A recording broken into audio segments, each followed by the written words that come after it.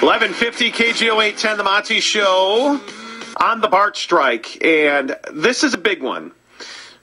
I want you to understand that I have gone out of my way to figure out exactly what the situation with this BART strike is. And I have tried to be impartial, and I have tried to get information on both sides.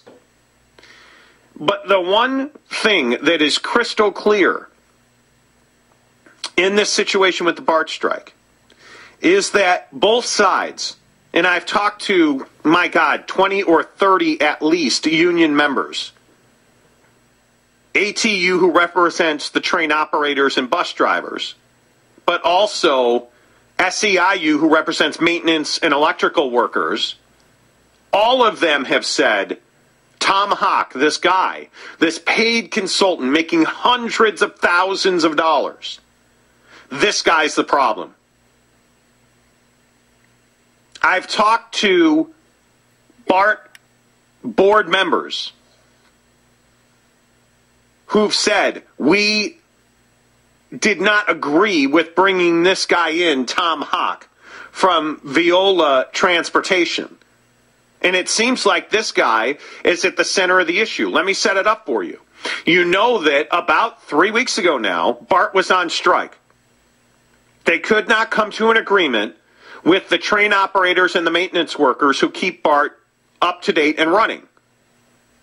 The biggest issue put forward by management's side, the people who run BART, they say that the train operators and the electricians and the maintenance people wanted a massive raise.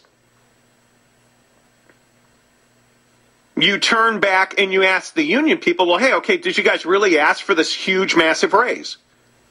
And they say, we did, but as a starting point. And the union side of the story is, we are really concerned about safety.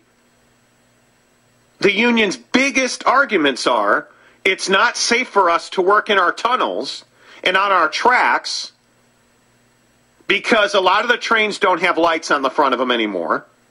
A lot of the tunnels have no lights at all. So maintenance workers have been killed. They've been run over by trains in these tunnels because train operators can't see the maintenance people on the track. I mean, there's a myriad of safety issues. BART doesn't want to talk safety.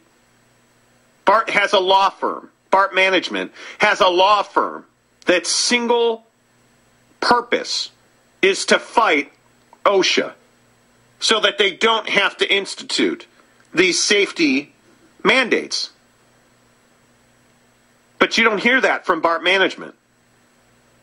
You don't hear about this guy, Tom Hock, from Viola Transportation, who is a paid consultant, who is the lead negotiator. Oh, by the way, did I mention he's been on vacation for 10 days? Yeah, we're heading for a deadline of August 3rd as we talk about the BART strike right here on the Monty Show at KGO 810. We're heading for an August 3rd deadline. And they should be furiously negotiating to try and get an agreement done, right? No. Tom Hock, the paid consultant to negotiate on behalf of BART management, has been on vacation for 10 days. Okay, well, that's fine because Grace Kernigan, the general manager at BART, she can just slide right in and negotiate, right? I mean, she's the head of BART management. She certainly knows the issues. She's authorized to make decisions. She can slide in there, right? No. How many bargaining sessions do you think Grace Kernigan, the general manager, the head honcho at BART, how many negotiating sessions do you think she's been in on? 5? Well, certainly over a 3-month, 4-month period. 5 or 10? How about 0? According to my union sources, Grace Kernigan hasn't sat down at a single negotiating session. How is that even possible? How is that possible? Could it be that management doesn't want to settle? Could it be that management wants a strike? Well, if you follow the storyline, the union filed a lawsuit saying that Tom Hock, the paid consultant with Viola Transportation has a conflict of interest. What is a conflict of interest? He's just negotiating, right?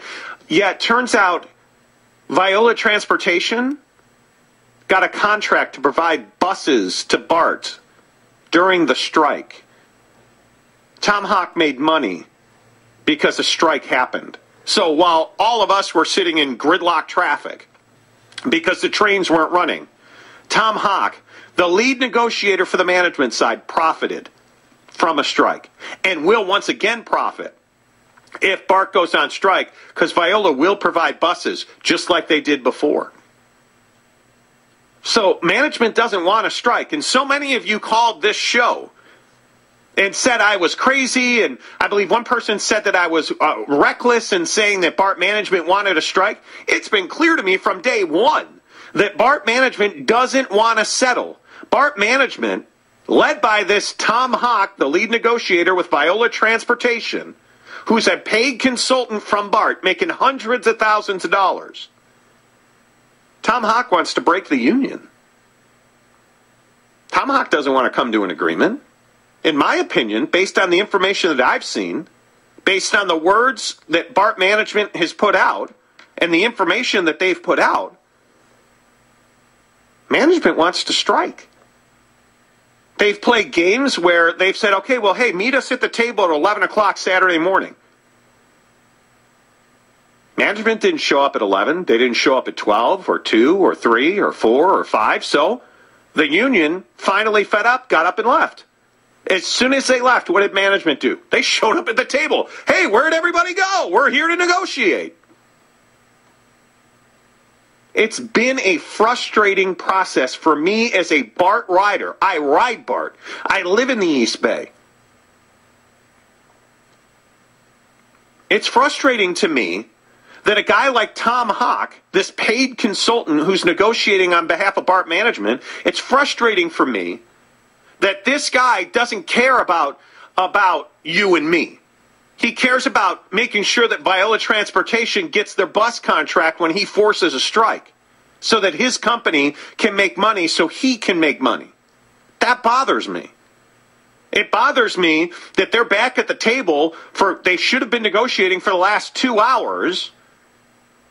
It bothers me that I know that no matter what they come to, what agreement they make today, it won't settle the strike because Tom Hock's on vacation and won't be back until Tuesday. It bothers me that union sources are telling me they've made zero headway on benefits and compensation. Oh, but these dastardly union people, they want all these great benefits. They want all this money. Nobody gets that. Why should the BART union workers, the train operators and the mechanics and the maintenance people, why should they get stuff that nobody else gets? Well, they should get the same thing that Grace Kernigan gets, right? The general manager at BART. You know Grace Kernigan, the same one who was forced to resign in Seattle?